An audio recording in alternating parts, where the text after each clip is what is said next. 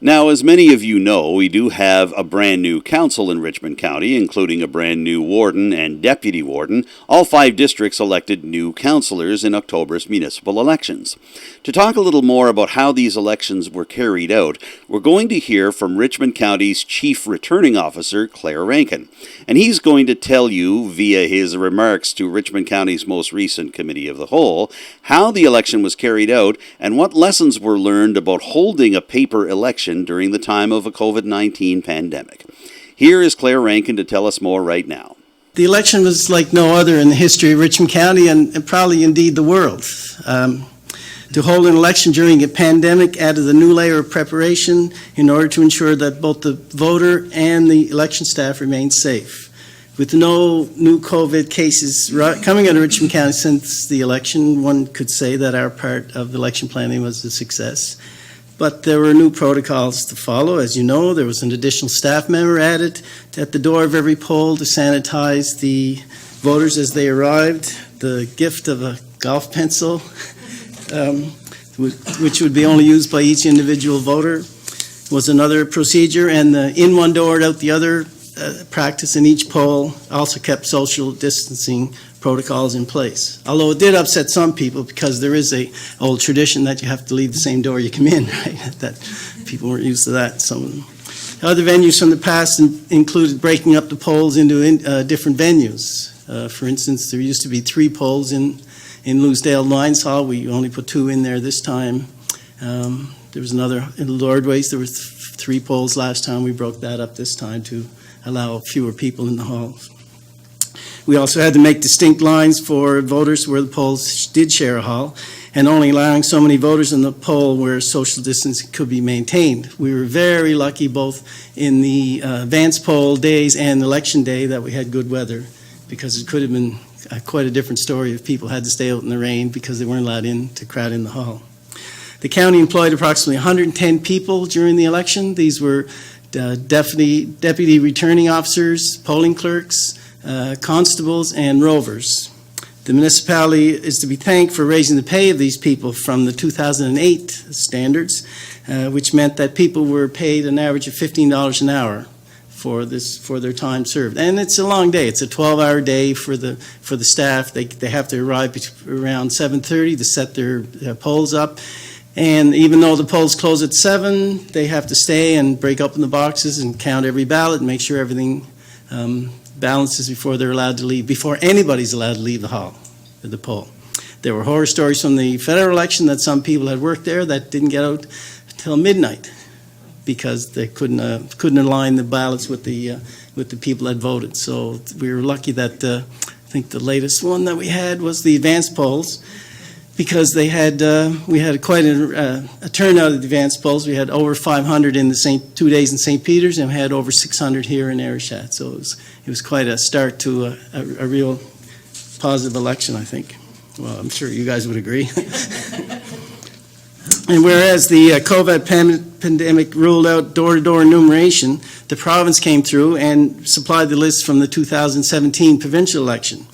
And while the benefit of having prepared lists eliminated the task of transferring the enumerators' lists into voters' lists, the use of these lists that were 3 years old did come with some discrepancies, as you all are aware.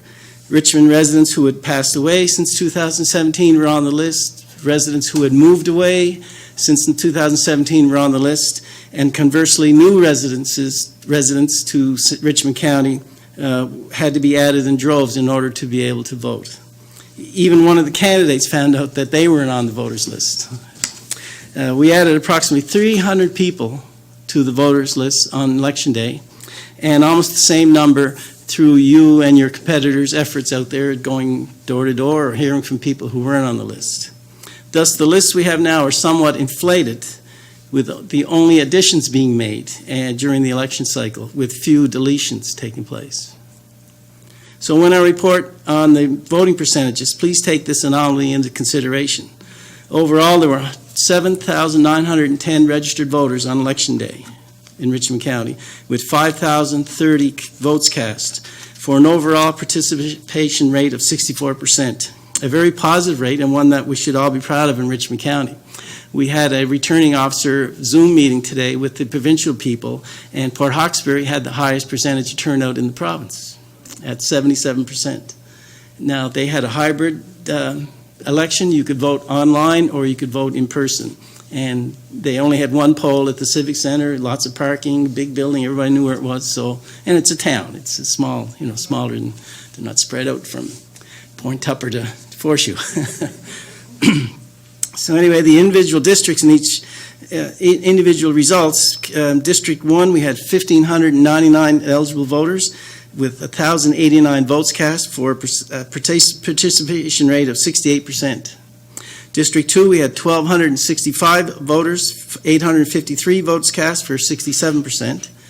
District 3, we had 1,628 eligible voters with 1,112 votes cast for 68%. District 4, 1,779 eligible voters and 11,054 votes cast for 65%. And District 5, we had 1,583 eligible voters and 821 votes cast for a participation rate of 52%. That number is a little skewed in that there was one poll that had almost 400 voters eligible, but only 68 voters cast a ballot for a participation rate in that poll of 17%. So if they're removed from the rest of the additions, it goes up to 65%. So it's a bit of standout. In conclusion, and you're going to hear that again in 4 years, in conclusion, and then somebody goes on for hours and hours. Yeah. In conclusion, I noticed that the 10-year review of the electoral boundaries, as mandated by the Nova Scotia Utilities and Review Board, the URB, is due just past your 4-year term here. Your first 4-year term, I should say. If you have time to prepare for the review during this mandate, may I point out what I believe are 2 glaring errors in the district mapping. Number 1 is Thiebauville. It's home to only 4 residences, but they are in District 3. The line between Districts 3 and 4 should be moved slightly west. It has to be moved like 400 feet to include all these 4 homes. Even to vote, they were forced to drive into River Bourgeois, cross the 104, drive down the River Bourgeois, take number 4 all the way to Grand Anne's Hall to vote, and then all the way back home. Surely the longest commute any voter had in this election. The other one that is an anomaly, it stands out, is the people who live along Grand Grave Road and may wonder who drew the boundary line between Districts 4 and 5, as it's just a straight line on a piece of paper. That doesn't make any common sense. The boundary simply cuts the road in 2, whereas if you live in the first kilometer of the road, you're in District 4. As soon as you cross this imaginary line, you're in District 5. Now, imagine if the waste collector doesn't show up. The first people will call District 4 councillor and say, what happened? He's not here. And the rest of the road will call District 5 and say, hey, the waste guy didn't show up today. I mean, it really isn't following any sense at all. And Another example arose this fall, whereas the Department of Transportation and Infrastructure Renewal was mandated to clean the ditches in District 4, and that's what they did. They drove down the road, they cleaned the ditches, and when they got to District 5, they stopped, packed up, and went away. So it doesn't make any sense and the people there are really mad. Now the water stops at District 4 and spills over into District 5. So there's something else for you to consider looking at. And the URB does look at inconsistencies like this quite regularly and quite favorable if you can make the case for them. So in closing, I'd like to thank the staff here at the Municipal Office for their support and help through all of this, especially Don and Yvonne, Carla, Jason, Clint, Anna, and Christina. Also the election staff, who were the backbone of the entire electoral process, who, in the midst of a global healthcare pandemic and emergency, performed proficiently and friendly as we in Richmond County have been known to do well.